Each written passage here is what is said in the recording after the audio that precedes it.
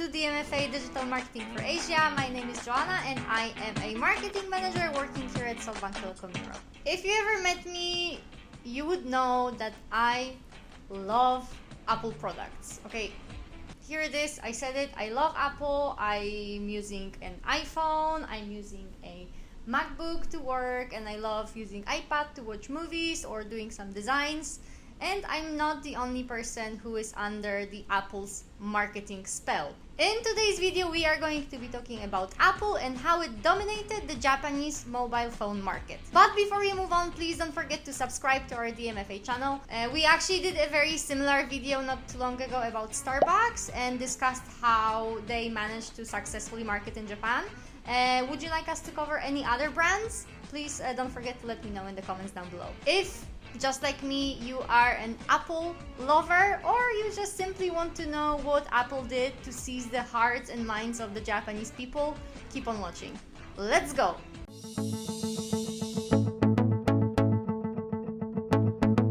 So let's start with some background first. Apple Computers was founded on the 1st of April 1976 by two college dropouts, Steve Jobs and Steve Wozniak. They had a vision of changing the way people thought about computers, and you can have your own opinion. I know that people have loads of opinions about Steve Jobs, but one thing is sure, he was truly a marketing mastermind. For example, Apple's 1984 Macintosh ad, which was first launched during the Super Bowl final, is still to this day one of the most recognizable advertisements of all times. We shall prevail.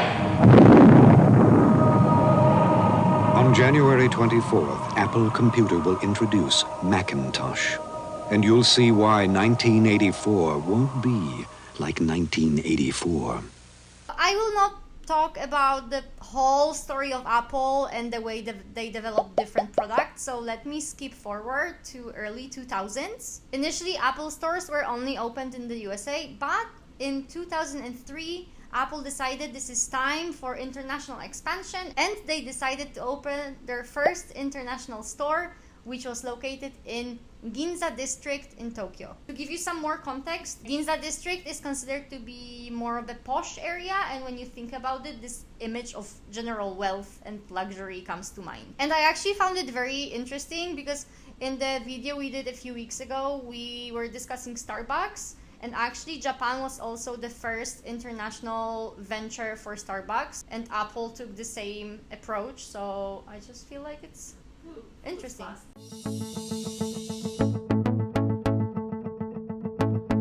Over the last decade, Apple really became the major player within the mobile phone industry in Japan. The company now has over 65% share of the mobile phone market in Japan. And this is the highest percentage Apple has ever achieved in any country outside of the USA. Usually in other countries, Android is the most popular mobile phone software, but in Japan it is Apple. So I bet you just all want to know, How did Apple do it? what happened that Japanese people loved it so much. First thing that we have to note is that Apple came to Japan at relatively early stages of the mobile phone development. It all started in 2008 when Apple released the very first iPhone in Japan. It was completely different from all of the phones that were available before. First of all, they had the 3G connectivity. It was a very rare but yet desirable feature at the time. iPhones also allowed you to download loads of different apps, which was not possible before. And it allowed the users to do so many more things with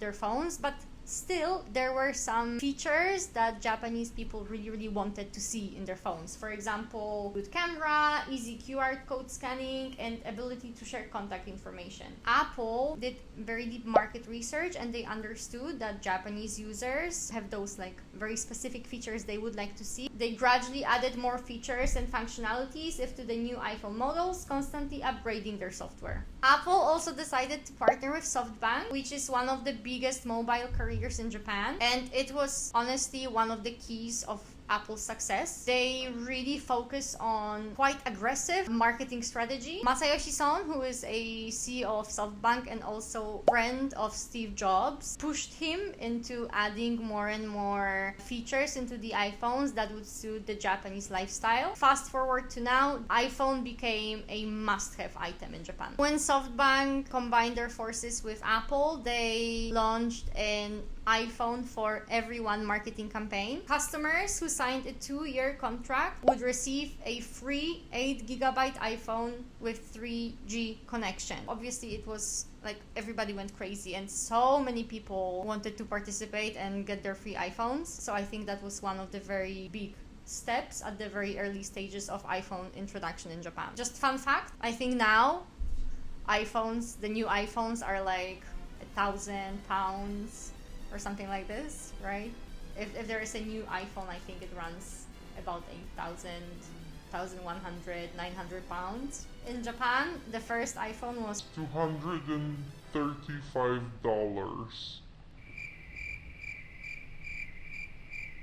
so much cheaper. iPhone also met the desires of the Japanese people for simplicity, convenience, attention to detail, and ease of use, which again seems to be a recurring trend for foreign companies entering the Japanese market. Same happened with IKEA. IKEA failed because it was not convenient, the designs were unfit for the Japanese lifestyle and stuff like this. So I think those big international companies who really succeed in the Japanese market, they really realize like how different the Japanese lifestyle is and like how much they have to localize their products to really succeed. It's so interesting.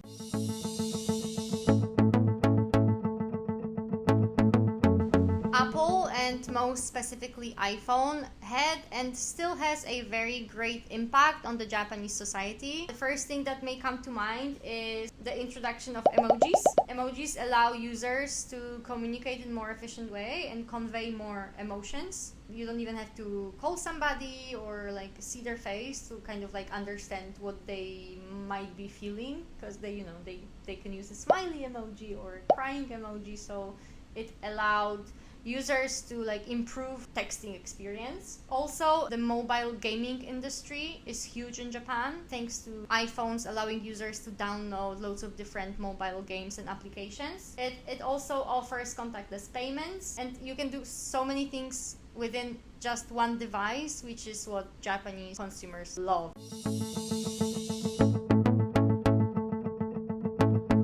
As I said, Japan is the only country apart from the US where Apple iOS holds the majority of the mobile phone market share. Over 65% of Japanese mobile users have iPhones, and it did not take long for marketers to realize what power Apple holds within the Japanese society. And people started thinking, how can they advertise their products and how can they reach such a huge portion of Japanese society? And the answer is Apple Search Ads. Apple Search Ads is the only way to promote your app to customers on the App Store. Since its creation in 2008, App Store has grown considerably. It's currently home to almost 2 million apps and visited by 500 million people each week. In fact, according to the recent survey, 77% of iOS users who downloaded at least one app during the past 6 months have purchased goods and services with apps in the last 30 days. This vibrant marketplace where customers are excited to spend creates incredible opportunity for businesses. Apple Search Ads is all about discovery. This platform allows businesses to get their apps in front of people who are already like looking for something and searching for something, which is the moment they are most interested in like purchasing something. There is no minimum spend. You can invest as much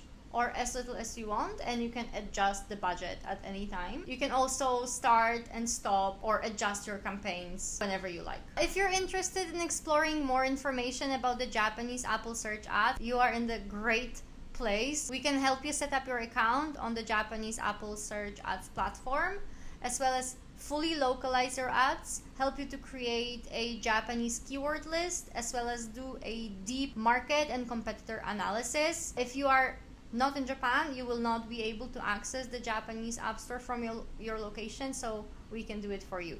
As usual, I will leave the link to the contact form in the description down below, so If you have any questions, please get in touch and we will help you schedule a free consultation with our Apple Search Ads expert. And that's it for today. Thank you so much for watching. I hope you found it inspiring to see how Apple approached the Japanese market and how they implemented more and more features suited to the Japanese people to expand their position within the Japanese market. What do you think about Apple Search Ads? Have you ever used this platform? And would you be willing to use it to reach over 65% of the Japanese mobile phone users? I would really like to know your thoughts, so please don't forget to leave your opinion in the comment down below. As usual, don't forget to subscribe to our DMFA channel and give this video a thumbs up if you liked it. And yeah, that's it for today. So thank you so much for watching, and I will see you again very, very soon in the next video. Bye!